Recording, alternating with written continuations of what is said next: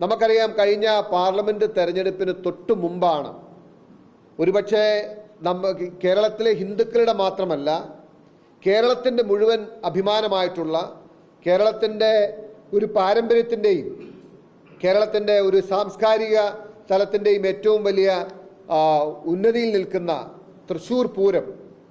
തൃശ്ശൂർ പൂരം കലക്കാൻ ആസൂത്രിതമായ ഒരു ശ്രമമുണ്ടായി എന്ന് ഇതിനോടകം നമുക്ക് വിശ്വസനീയമായ വാർത്തകളും അതുമായി ബന്ധപ്പെട്ട കാര്യങ്ങളും പുറത്തു വന്നിട്ട് ഞാൻ ചോദിക്കാൻ ആഗ്രഹിക്കുന്നത്, ഒരുപക്ഷെ എല്ലാ നിലയിലും ഹിന്ദുക്കളുടെ വികാരം വ്രണപ്പെട്ടാൽ ചാടി വീണ് പ്രതികരിക്കുന്ന BJPയും സംഘപരിവാറും RSSും ഈ തൃശ്ശൂർ പൂരം കലക്കിയതിനെ സംബന്ധിച്ച് അവർക്കാർക്കും വലിയ വേദനയുള്ളതായി ഇതുവരെ നമ്മൾ കണ്ടില്ല.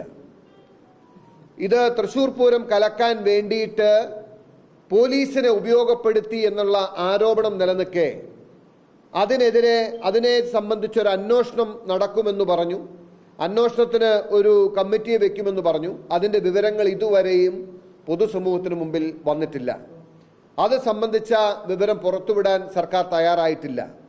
യഥാർത്ഥത്തിൽ സുരേഷ് ഗോപിയുടെ വിജയത്തിലേക്ക് നയിച്ച പ്രധാനപ്പെട്ട ഘടകങ്ങളിലൊന്ന് തൃശ്ശൂർ പൂരം കലക്കിയതാണ് എന്ന് ഇതിനോടകം നമുക്ക് വിലയിരുത്താനായി കഴിഞ്ഞിട്ടുണ്ട്. അതെല്ലാവരും തന്നെ, അത് CPM ആണെങ്കിലും കോൺഗ്രസ് ആണെങ്കിലും BJP ആണെങ്കിലും രാഷ്ട്രീയപരമായി തെരഞ്ഞെടുപ്പ് വിശകലനത്തിൽ സുരേഷ് ഗോപിയുടെ വിജയത്തിലെ ഒരു സുപ്രധാനമായ ഘടകം തൃശ്ശൂർ പൂരം കലക്കിയതാണ്, അല്ലെങ്കിൽ തൃശ്ശൂർ പൂരവുമായി ബന്ധപ്പെട്ടുണ്ടായ സംഭവ വികാസങ്ങളാണ് എന്ന് വരികയും ആ വിഷയത്തിൽ BJPക്കോ സംഘപരിവാറിനോ RSSനോ ഹിന്ദുക്കളുടെ വൈകാരികമായ ഒരു പൂരം അല്ലെങ്കിൽ ആ ഒരു ആഘോഷത്തിൽ ഇത്ര ഗുരുതരമായ വീഴ്ച ഉണ്ടായിട്ടും അവരാരും വൈകാരികമായി പ്രതികരിച്ചിട്ടില്ല എന്നും നമ്മൾ കാണുമ്പോൾ, ഇത് ചേർത്ത് വെച്ച് വായിക്കുമ്പോൾ ഈ തൃശ്ശൂർ പൂരം കലക്കിയതുമായി ബന്ധപ്പെട്ട് CPMും RSSും സംഘപരിവാറും BJPയുമായി ഒരു വ്യക്തമായ ധാരണ ഉണ്ടായിരുന്നുവെന്നും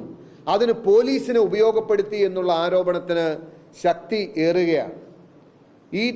ഞാനിപ്പോൾ മൊത്തത്തിൽ ഇതിനെ നോക്കിക്കാണുമ്പോൾ ഇന്ന് കേരളത്തിലെ പോലീസിൽ RSSനും സംഘപരിവാറിനും നരേന്ദ്രമോദിക്കും വലിയ ഒരു സ്വാധീനം അത് ഉണ്ടാക്കാൻ കഴിഞ്ഞിട്ടുണ്ട് എന്ന് തന്നെയാണ് കാണുന്നത്.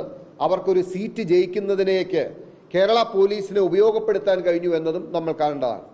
ഇപ്പോൾ കഴിഞ്ഞ ദിവസം ഒരു ആരോപണം ഉയർന്നു വന്നു. ഇപ്പോൾ കേരളത്തിലെ ഉന്നതനായ പോലീസ് ഉദ്യോഗസ്ഥൻ ഇവിടെ BJP നേതാവായ RSS നേതാവായ ദത്തോത്രയെ കണ്ടു എന്ന് വിവരം പുറത്തു വന്നപ്പോൾ അതിനെ നിഷേധിക്കാൻ CPMോ അല്ലെങ്കിൽ ഏതെങ്കിലും സർക്കാരുമായി ബന്ധപ്പെട്ടോ പോലീസുമായി ബന്ധപ്പെട്ടോ കേന്ദ്രങ്ങളിൽ നിന്നും അത് നിഷേധിക്കുന്നതിന് മുമ്പ് ആദ്യം അതിനെ പ്രതിരോധിച്ച് നിഷേധിച്ച് രംഗത്ത് വന്നത് BJPയുടെ സംസ്ഥാന അധ്യക്ഷൻ K സുരേന്ദ്രനായിരുന്നു.